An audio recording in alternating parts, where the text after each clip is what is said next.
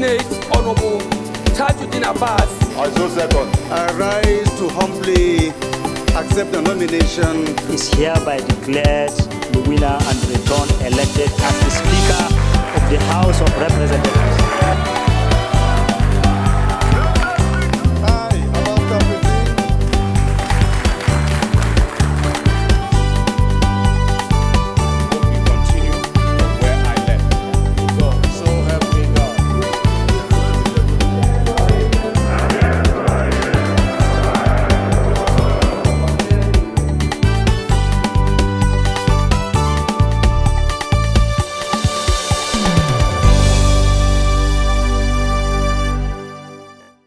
To ensure greater inclusion, the committee will also have 6 additional women.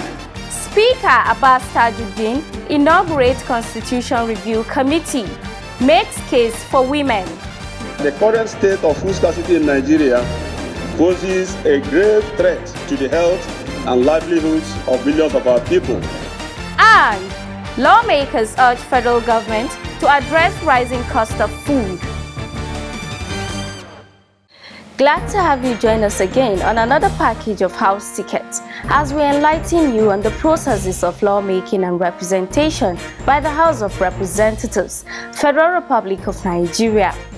In our lineup today, Speaker of the House, Right Honorable Abbas Tajudeen, officially inaugurates the Special House Committee on the review of the 1999 Constitution, assuring citizens of greater inclusion in Constitution review matters.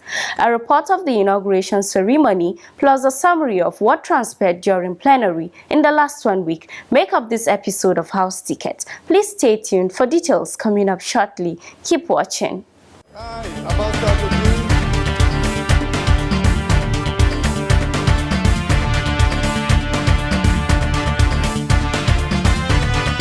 The House will pay priority attention to participatory budgeting process and delivery, law reform, electoral reform, women's participation and inclusion in governance, among others.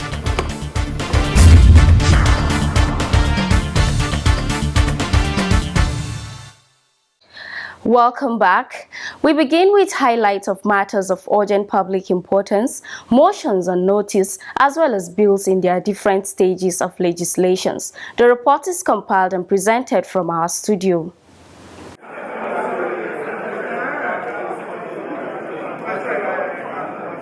Help us with thy grace to do only those things that will promote the unity, peace, happiness, and prosperity of Nigeria.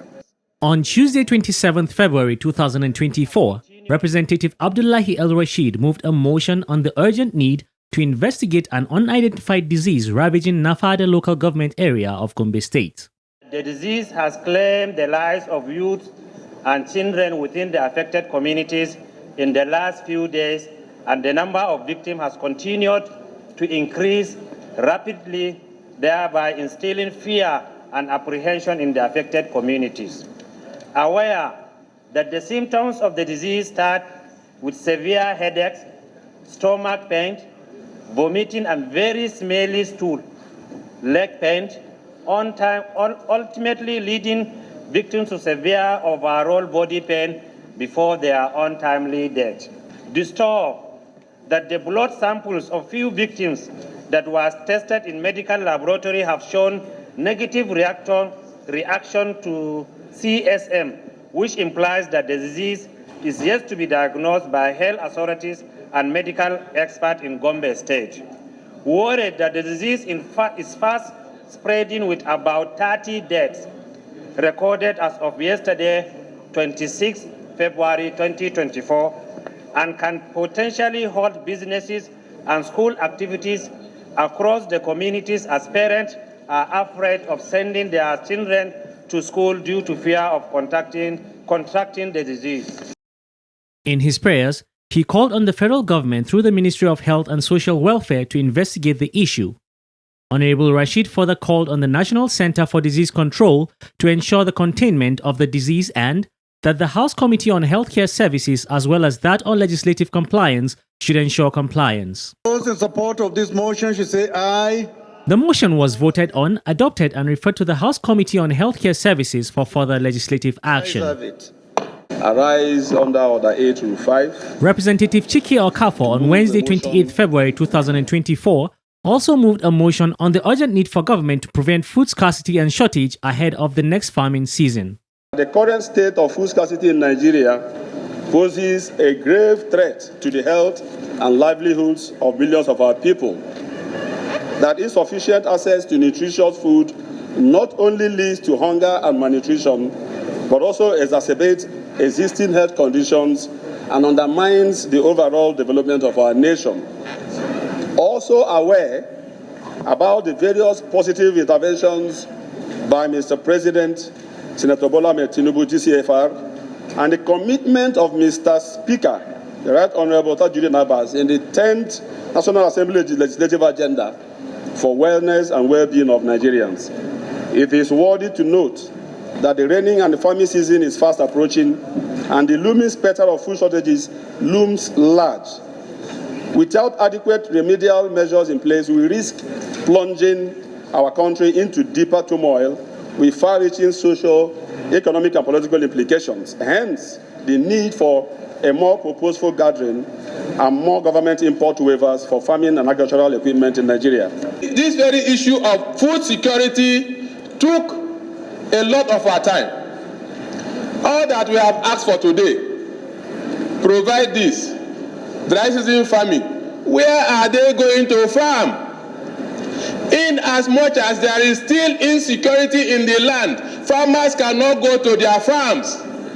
All that we want to do is palliative. It will not work, Mr. Speaker. Food security, why is there security attached to it? There has to be that planning in your architecture of your national security, and you don't include food, you will fail. And that is why we have gotten to this point. Most of the things that we are suffering in the nation at the moment is that post-harvest destruction of the produce is much. And it's not happening because the farmers don't want to take them to the farm.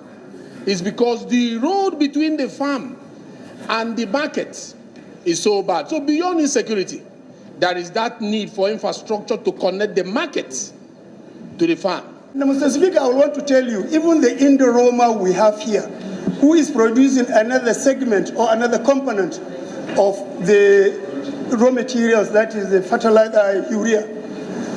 We were to buy urea last year.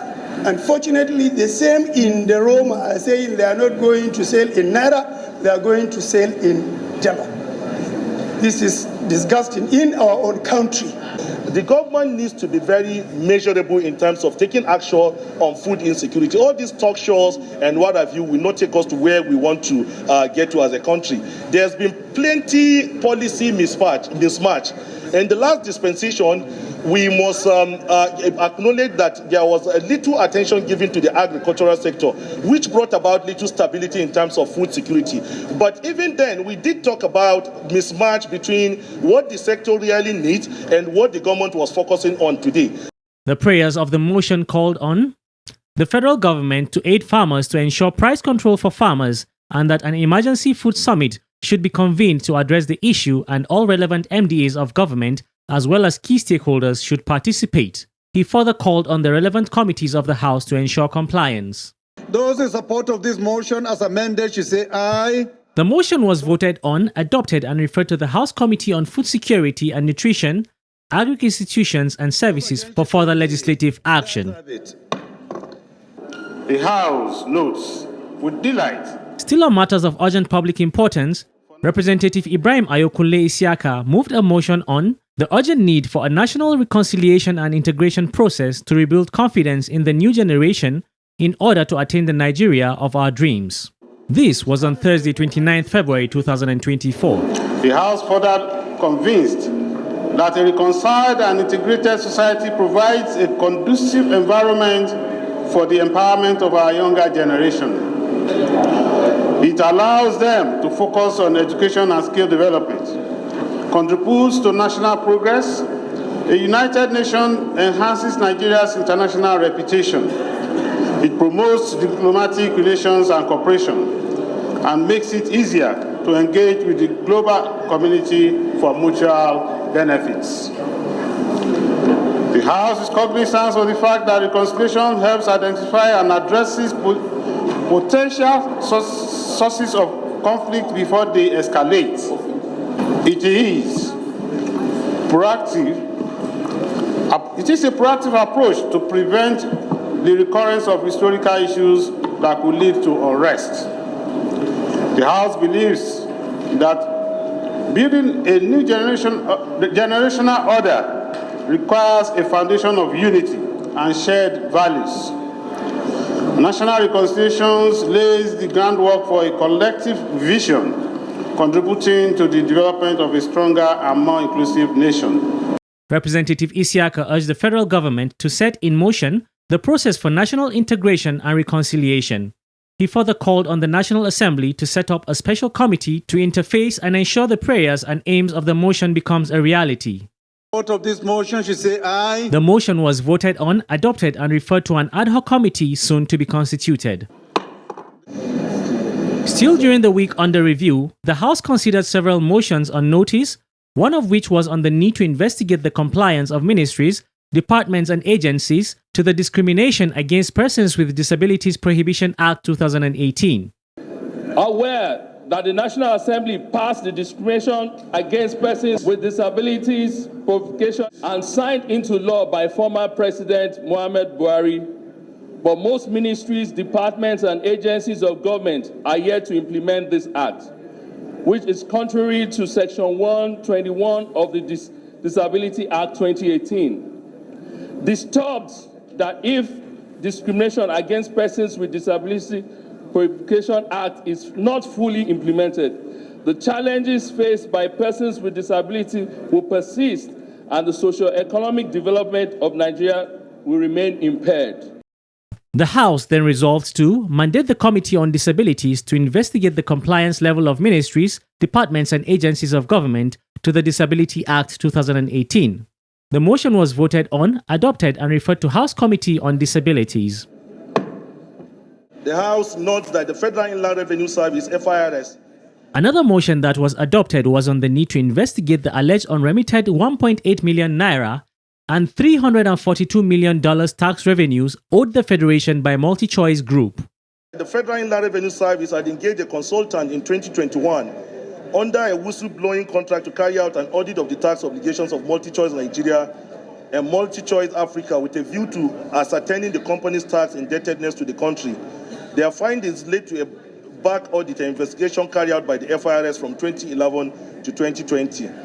Also cognizant of the previous attempt by FIRS to recover the unpaid taxes through legal means, including court proceedings and the subsequent resolution to settle out of the court by both parties, has not yielded the desired result.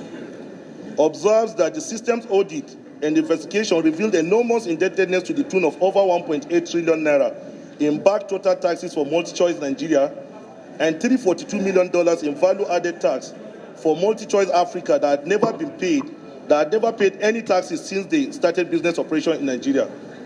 Both amounts were levied upon the MultiChoice Group by the Federal Inland Revenue Service.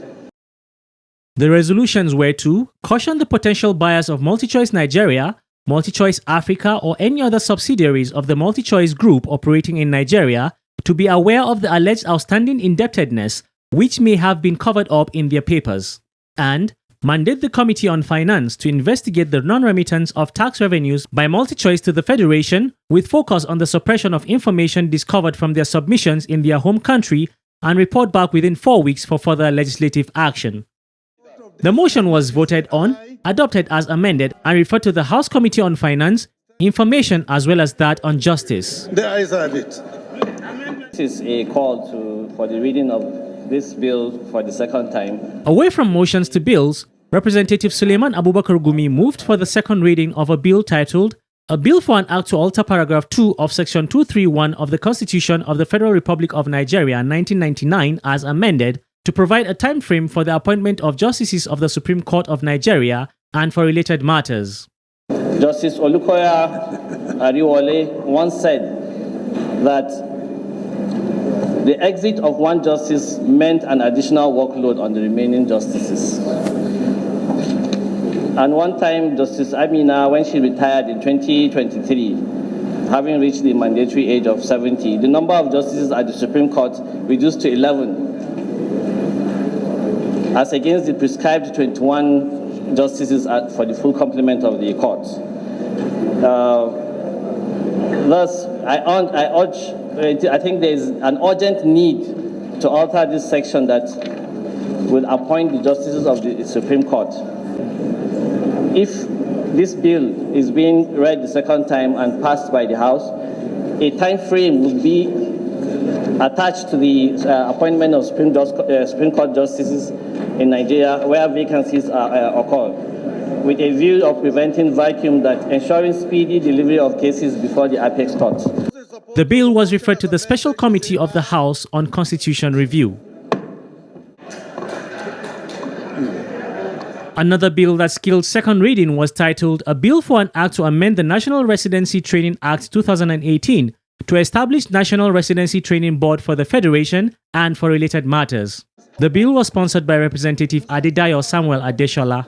The rate at which resident doctors are leaving Nigeria in pursuit of greener pastures is very alarming. Investigations into factors responsible for such brain drain reveals that aside from insecurity, which is prevalent in some parts of the country, poor and irregular remunerations accounts for over 90% of the reasons why they left and continue to live.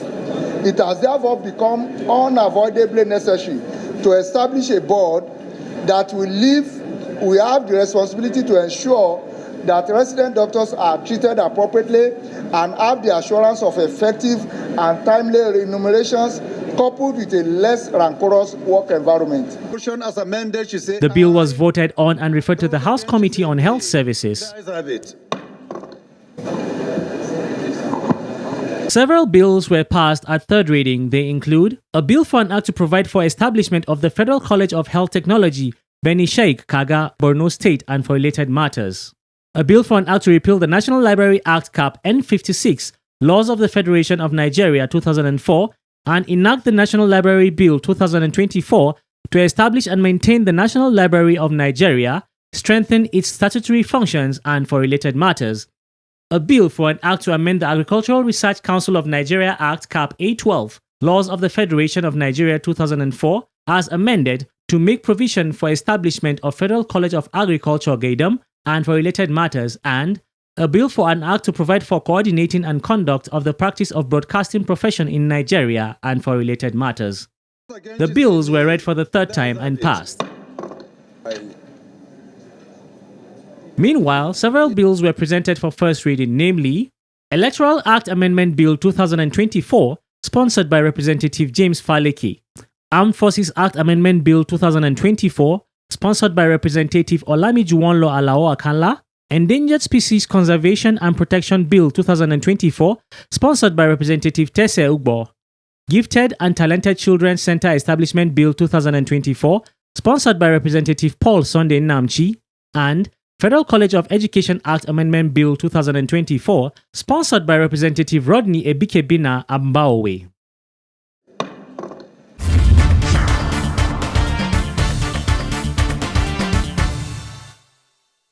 You are watching House Ticket, a weekly legislative program bringing you updates from the Green Wing of the National Assembly.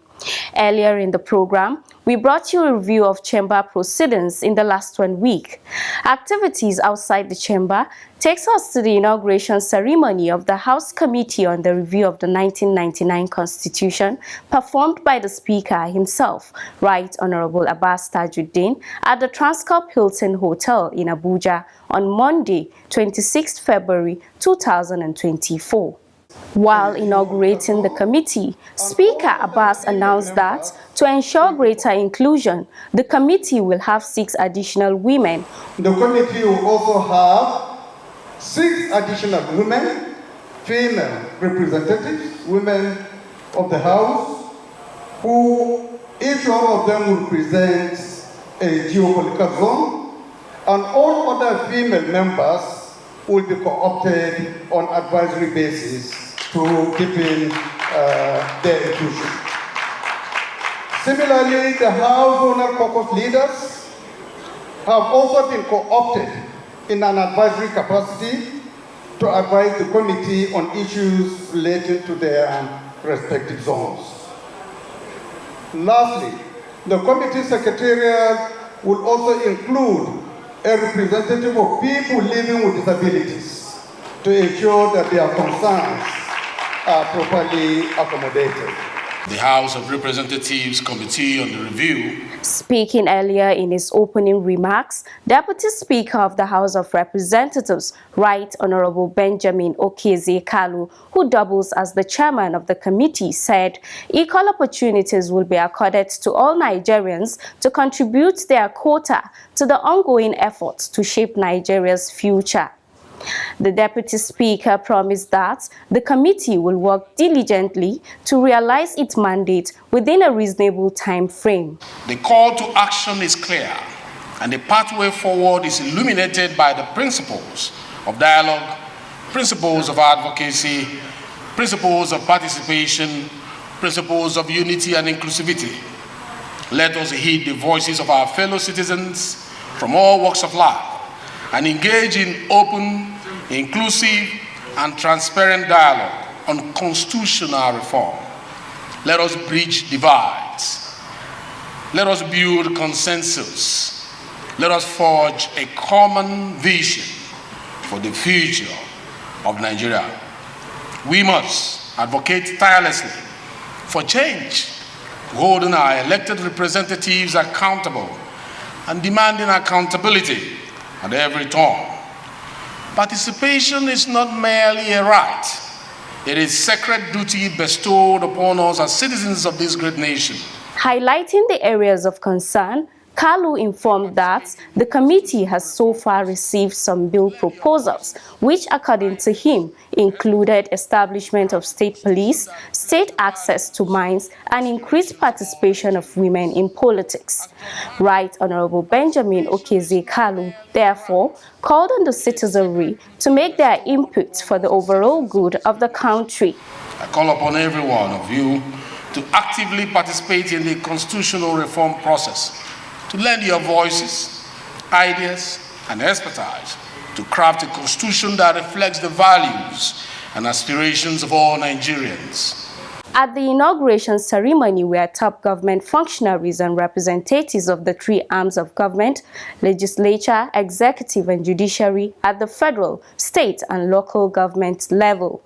Others were traditional rulers, spiritual leaders, representatives of ethnic nationalities, professional bodies, women groups, persons with disabilities, technical and development partners, as well as civil society and non-governmental organizations.